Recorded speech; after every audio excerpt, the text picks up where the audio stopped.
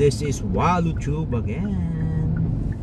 So kumusta ang lahat guys? So andito na naman tayo sa panibagong road trip, no? So andito pa tayo sa bungad ng Pasay, no? Papasok tayo ng Maynila. Tignan natin yung sitwasyon, no, sa Maynila, lalo na sa may TAF, no? Kapag linggo, no? Ulitin ko, ngayon is July 13, no? Swerte yung numerong yun, pang paswerte. July 13, which is Sunday. So kumusta ang lahat? Kumusta ang mga viewers, subscribers? Sana ay nasa mabuti kayong kalagayan guys. So papasok na tayo ng Maynila guys. So malalaman natin ngayon kung ano yung sitwasyon doon sa mga daanan sa Maynila. Kung yung mga kwan doon, mga daga, kapag walang pusa, yun, lalaro, no? So dito pa tayo sa may bandang Papasay. So we're approaching, no? Approaching TAF. Ako kasabahagi na ito ng TAF. But mapasok na tayo ng Maynila.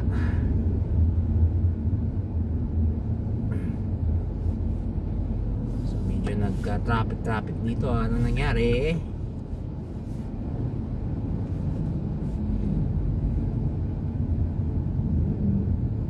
So kumusta pa lang lahat, no? Did you enjoy ang Sunday?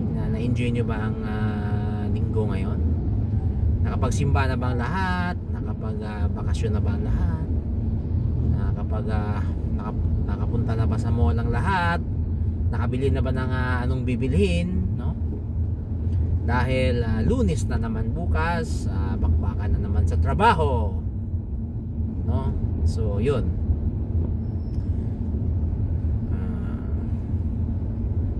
Ang oras pala ngayon is 4:20 ng hapon po. 4:20 ng hapon. Sa mga medyo busy dyan sa tahanan, no? Enjoy lang po, no? Ano mang ginagawa nyo dyan, keep enjoying na po.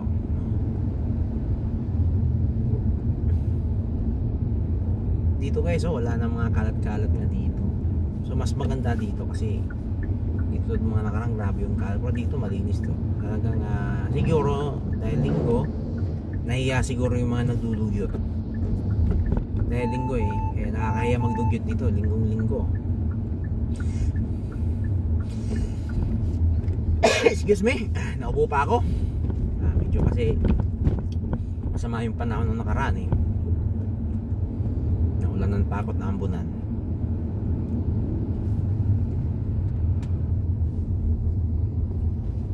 So we're approaching Quirino, no?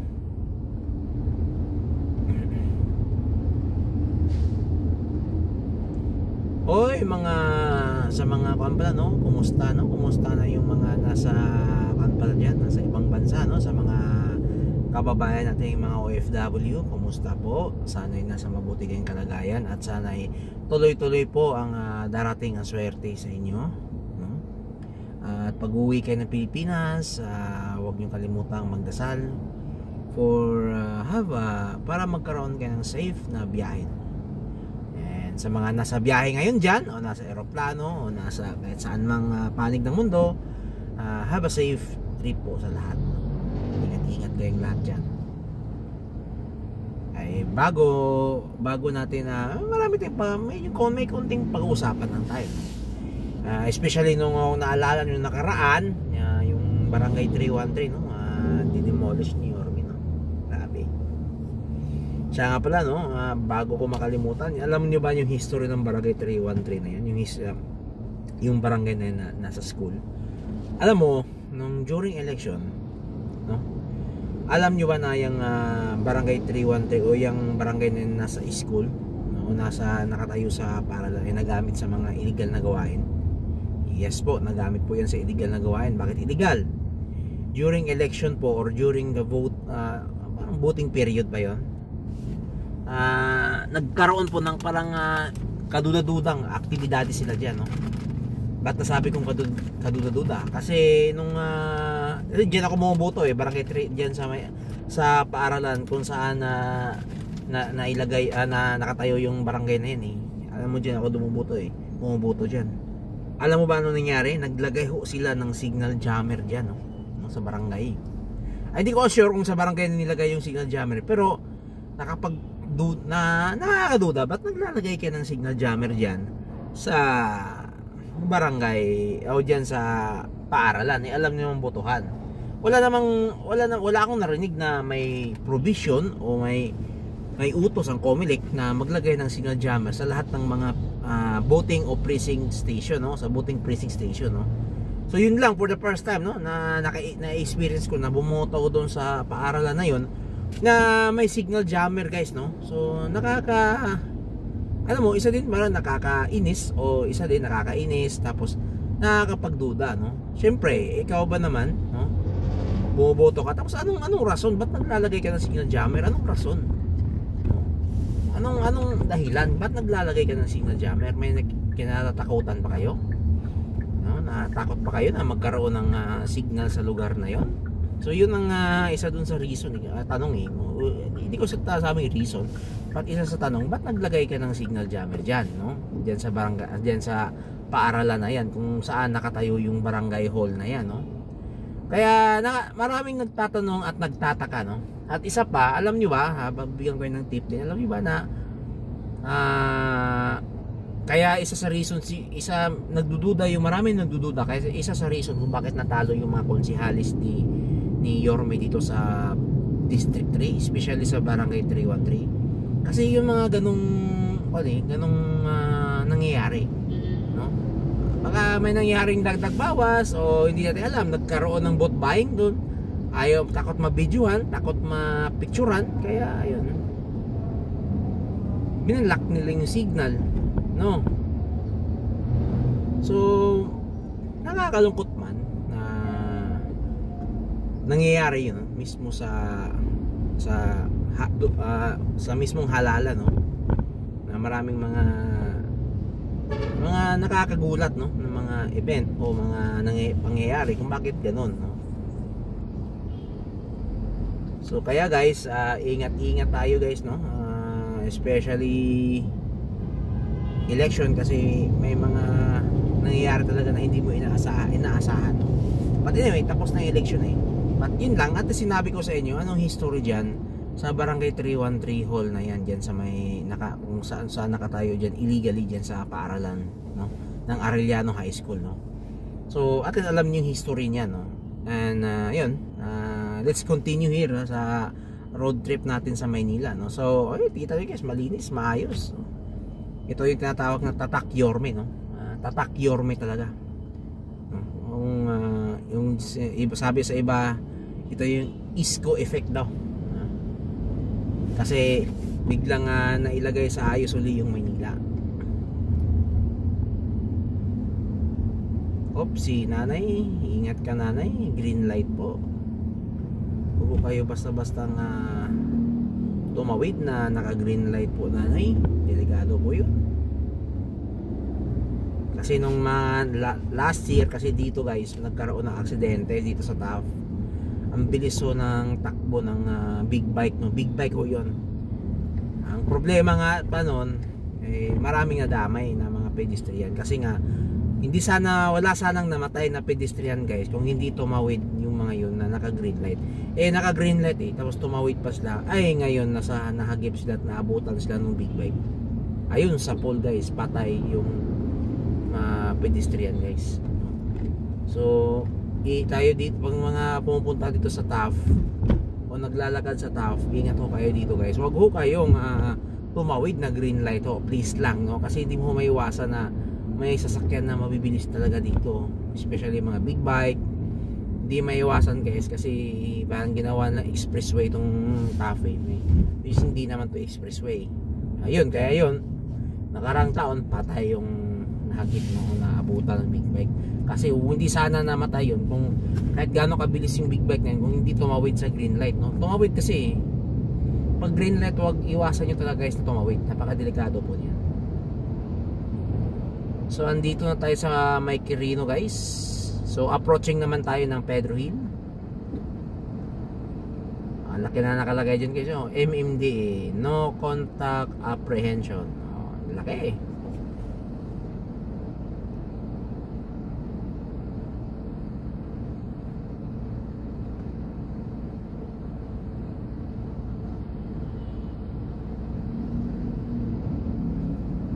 Sa kabila may bike lane dyan, so alam ko bawal yun ang tumaan ng mga motorsiklo dyan, pero sa Maynila kasi yung bike lane dito hindi siya tulad sa EDSA na talagang may nakalagay talaga na dedicated lane, no?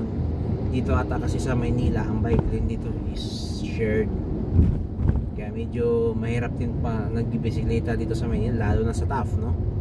Kasi wala talaga siyang designated daanan yung bisikleta o yung bike. So we're approaching Pedro Hill. So malalaman natin doon sa Pedro Hill kung andun pa rin yung mga obstruction, mga pasaway. Malalaman natin doon guys pagdating natin doon sa Pedro Hill.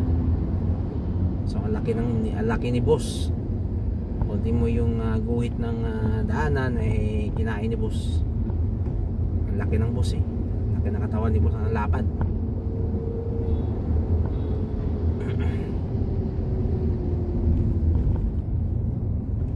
Hindi ko alam kung saan pupunta si boss. Pag-iwang-giwang. Kaya guys, pag may kasabay na boss, ingat po tayo, no? Laki niyan. Minsan kamote. Hindi, minsan maraming mga driver dyan kamote. Ginawang di ba, bilis niya. Ginawa niyang kuan yan. Minsan ginagawang karera, no, yung bus nila. Kita na naman sa nakarang balita, di ba? Ginawang karera yung bus. So ingat-ingat kayo diyan sa mga bus. So dito na tayo sa may Pedro Hill. Approaching Pedro Hill. So andito pa rin yung mga nagte-terminal, matitigas ang ulo. Okay, makikita ko sa inyo dito guys. So ito guys. So shout out LTFRB, MMD, LTO. Andyan pa rin yung mga illegal terminal dyan ng mga jeep, oh. Nakalagay na nga, laki na nakalagay dyan, no parking. May nakalagay pang no loading, unloading. Pero titigas pa rin ang ulo nila guys, no?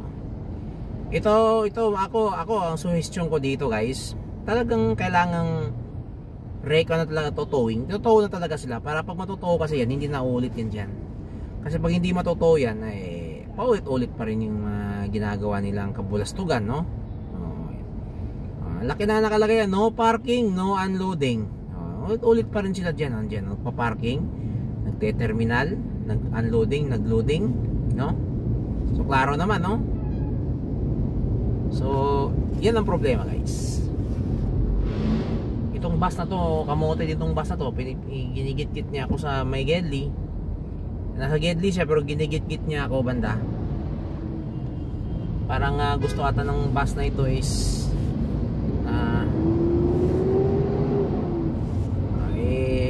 hulaan ko na ang bus na ito, baka hihinto dito yun. Hindi. Kala ko hihinto siya eh. Kaya ko mag-loading, unloading siya dito na naman eh. Kahit na nakalagay na no loading, unloading. Diba?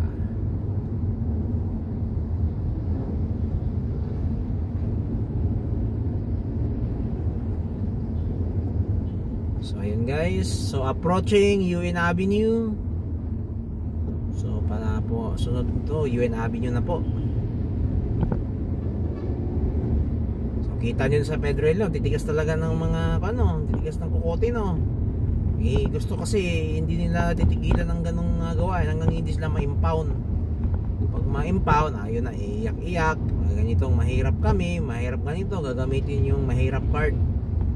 Hindi mo pwedeng laging magagamit mo yung mahirap card mo kung pasaway ka sa daanan. Mahirap yun.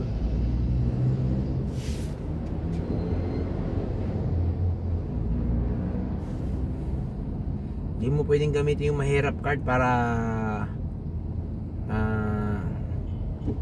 hindi mo sundin yung batas trapiko, no?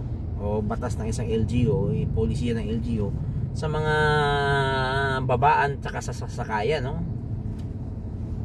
Malaki nakalagay doon, no loading, unloading, pero andun pa rin yung mga pasaway, no?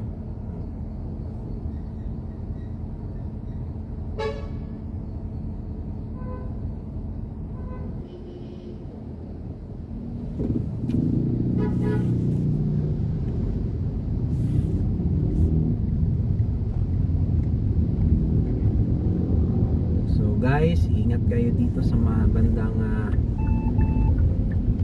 papuntang UN, kasi minsan dito guys maraming mga motorsiklo, e-bike na dumadaan. Hindi na ako makakatabi dito kasi andito si e-bike. Maya maya na ako tatabi dito sa kabila. Bawal ang swerving dito kasi solid line to.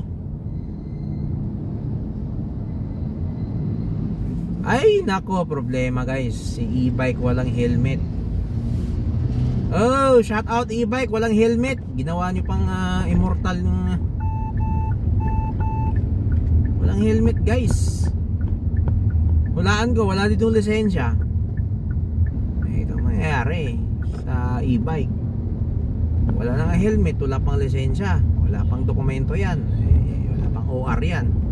Kung hahanapan ng OR, wala. Lisensya wala, ni helmet wala nga eh.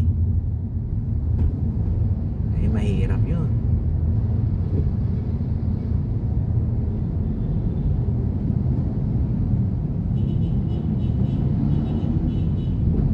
Si kuya walang helmet, papakamatay si kuya.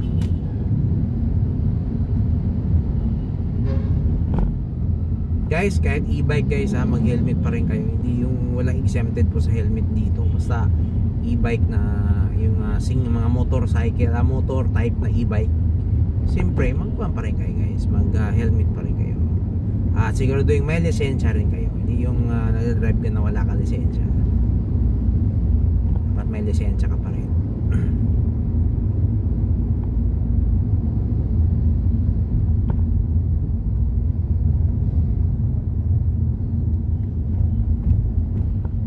So approaching na ho tayo, papunta tayo ng sa may Binondo, then Santa Cruz guys.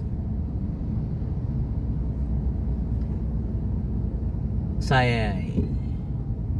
So dito naman ayun, maayos pa rin ang Maynila. Walang mga kamote dito na nagkakalat dito nakaraang taon na dito sa Gedli, daming kalat, ngayon wala na. So talagang Yormes effect talaga. MTPB natin nag-overtime na. Kahit linggo andyan, nag-aayos sa traffic. So shout out sa MTPB natin, no? So ingat-ingat kayo guys lagi sa pagmamando niyo sa traffic. Naway bigyan kayo ng mahabang buhay at malusog na nasa mabuting kaligayahan kayo at saka malusog lagi, no? In a good health.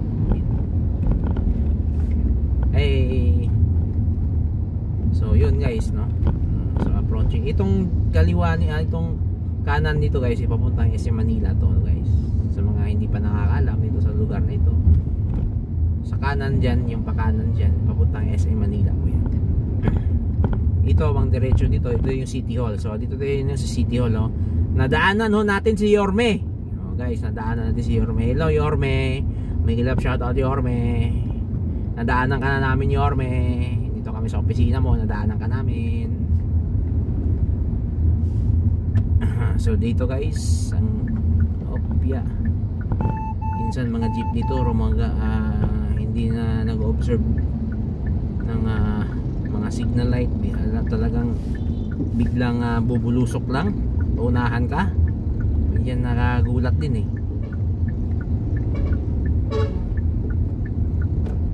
Ayan, papunta na tayo ng Jones Bridge guys. Manadaanan ho natin yung Jones Bridge. Ito yung sa may ito nakalagay dyan, no? Escolta Ferry Station, no? Kasi dito din kasi ang sakayan din ng ferry o yung Pasig Ferry.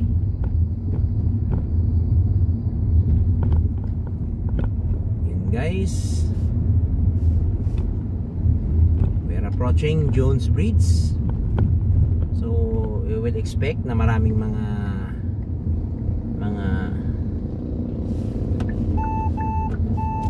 bisita ho tayo sa Jones Bridge, no? Itong tulay na ito guys, medyo doble ingat din dito kaya minsan may marami ding na aksidente dito kasi yung daanan kasi niya biglang nagiging limitado nagiging two-way siya Meron pang mga e-bike na biglang lumiliko, biglang nag-overtake. So medyo yun ang problema ingat tayo dito. Dito na tayo guys, approaching Jones Bridge. Maliwanag pa kasi guys, kaya hindi mo masyadong nakikita yung ilaw dito sa Jones Bridge guys. Ayan. Diba ang ganda ng Jones Bridge? No, panahon pa to ng mga Kastila guys, no? Yan ang history ng Jones Bridge. Kaya yung mga lampara, yung mga kuwan niya, mga struktura niya, talagang lumang makaluma talaga, no? Para kang nasa ibang bansa guys. Kaya tinatawag niya Jones Bridge yan. Diba? Ang ganda. Ito ang alam niyo guys, makasaysayan tong Jones Bridge na ito guys, no? Ito yung isa sa tourist, no, attraction ng Manila, Jones Bridge. Nakakalungkot lang ng mga nakaraang administrasyon, sinalaula po yung Jones Bridge. Ang ginawa, ninakaw ho yung metal, no, yung mga bakal, no. Kasi siguro wala nang maibiling droga, mga loko-loko, mga tulonggis noon, kaya binakal, no, yung Jones Bridge. Sinalaula ng mga tulonggis. Si kuya pa yan, nagpapakarwash si kuya. Daan lang kami kuya, pakarwash ka lang dyan. So andito na tayo sa may eskolta guys, approaching Santa Cruz Church. So madaanan ho natin ang simbahan ng Santa Cruz. Okay, mega love shoutout sa ngayon pa lang nakapanood ng live ko. Mega love shoutout, kumusta kayong lahat? Sana ay nasa mabuti kayong kalagayan guys.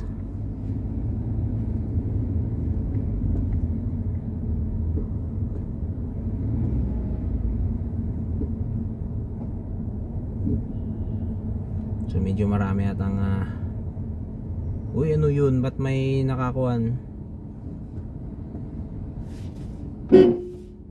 Ba't may naka-counterflow? Bawal yun, counterflow si kuya. Delikado yung ginawa ni kuya. Ito counterflow. Ba't hindi sila sa Gedli? Ba't ibang way sila? Yun, kung nadaanan natin guys, may mga vendor doon, no? Pero hindi ata sila pinapayagan doon magtinda kasi daanan nga. Ang island ngayon dito ay may mga nakapark na. Siguro pinayagan na ito ng MTB na may parkingan siguro dito. Pero hindi ko sigurado kasi linggo ngayon. So walang MTPB dito guys, no? Nagpark lang sila ng kusa dyan kasi nga linggo walang MTPB ata ngayon meron doon pala, merong MTPB guys, pero I'm not sure kung tinikita niya doon. Mahal ang park dito alam ko 400 ata. Mahal ang park dito, 400. Maraming pera yung ibang kababayan natin guys, kasi nagbabayad ng 400 sa parking lang.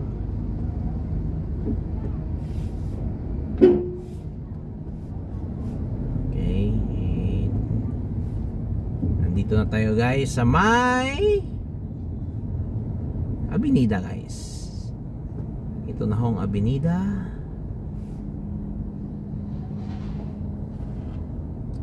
Daan lang kami kuya. So busy ngayon ang Avenida guys, maraming mga marami tayong mga bisita. Maraming mga, kasi alam niyo guys, linggo ngayon so alam mo maraming naglalabasan ngayon sa bahay din. Ayan kuya, salamat kuya, salamat. Kagandahan, ayan guys, kagandahan nito guys, ngayon mo lang nakita na may karatula na may mga emergency, pwede mo tawagan ng police. So ang ganda po guys.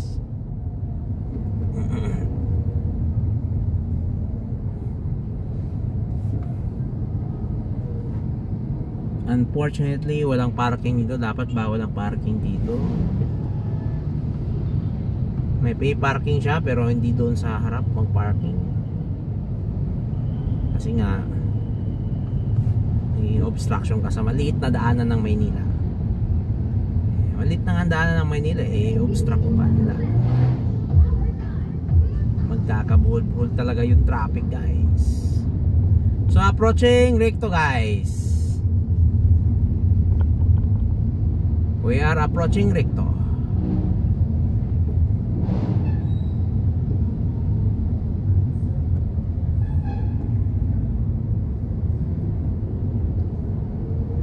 Medyo busy ang daanan ngayon. Parang marami ata tayong mga mall goers tsaka mga namamasyal, no? Kasi it's Sunday, araw ng mga pasyalan. Di pa naman sahod day, but pasyalan day lang.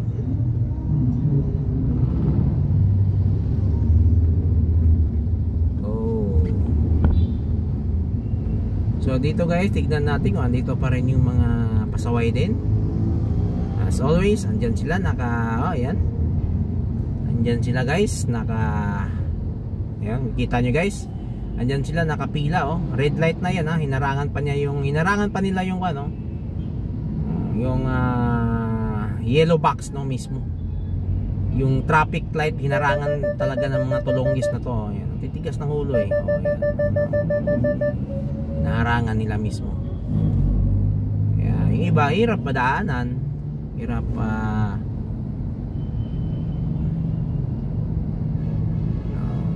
so yun.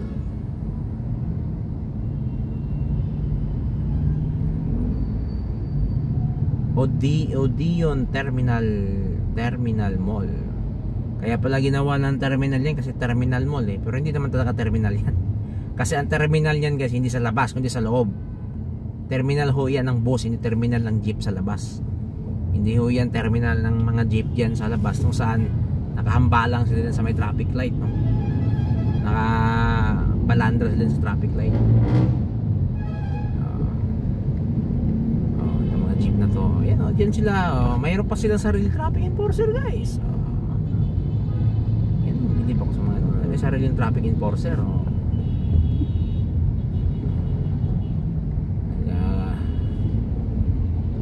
Yan ang nangyayari dyan. Obstruction sila obstruct sila dyan. So approaching Doroteo Jose. Tignan natin ang kalagayan ng Doroteo Jose. Dito malinis, walang basura.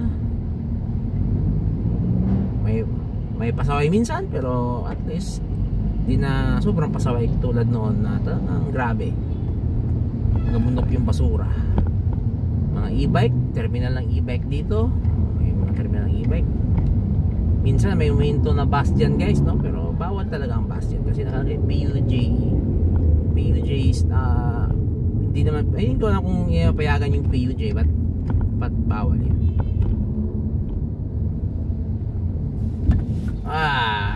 Dito na tayo, guys, no? So again, salamat guys. This is SwallowTube, no? Ingat ang lahat. God bless. Sana ay nasa mabuti kayong kalagayan lahat, guys. So again, this is SwallowTube. See you around, guys. Bye bye.